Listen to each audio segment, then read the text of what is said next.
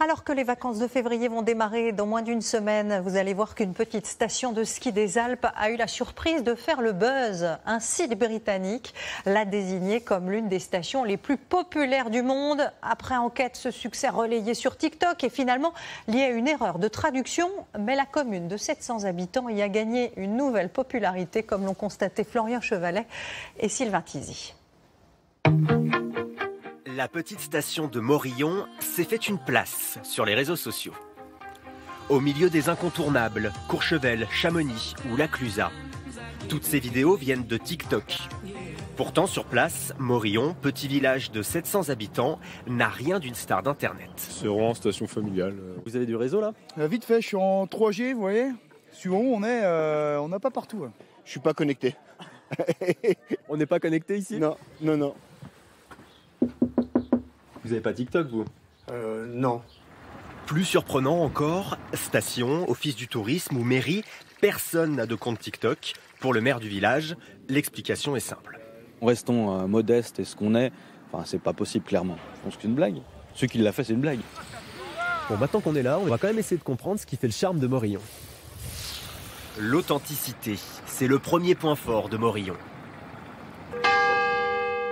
Son clocher du XVIe siècle et ses granges en bois, typiques de l'architecture de la vallée du Gifre, toutes orientées plein est, pour profiter au plus tôt des premiers rayons du soleil. L'architecture traditionnelle, elle est vraiment marquée par ce bon sens paysan qui a observé son environnement.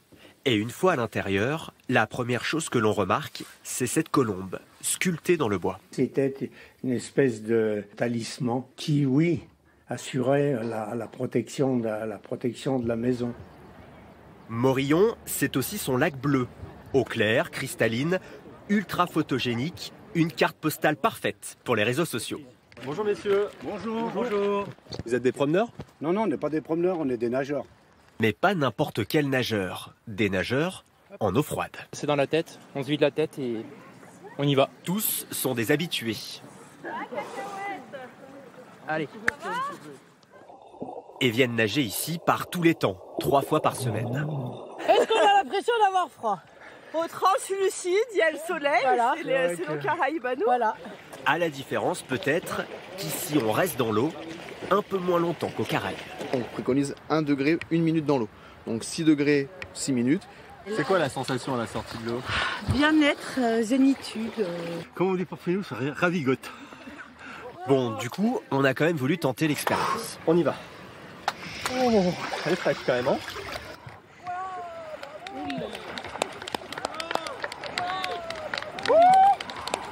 Après l'effort, on trouve le réconfort dans la soupe. Et ici, la recette n'est pas banale. Alors voilà, le principe de la soupe châtrée, c'est une couche de pain, une couche de tomme. Versée par-dessus de la soupe à l'oignon, et comme si ce n'était pas encore assez calorique, on rajoute le beurre fondu. Ma belle-mère, qui est une femme qui a 97 ans, elle me dit « mais ne raconte jamais ». Effectivement, il ne faut pas être au régime. Ici, la soupe se mange à la fourchette.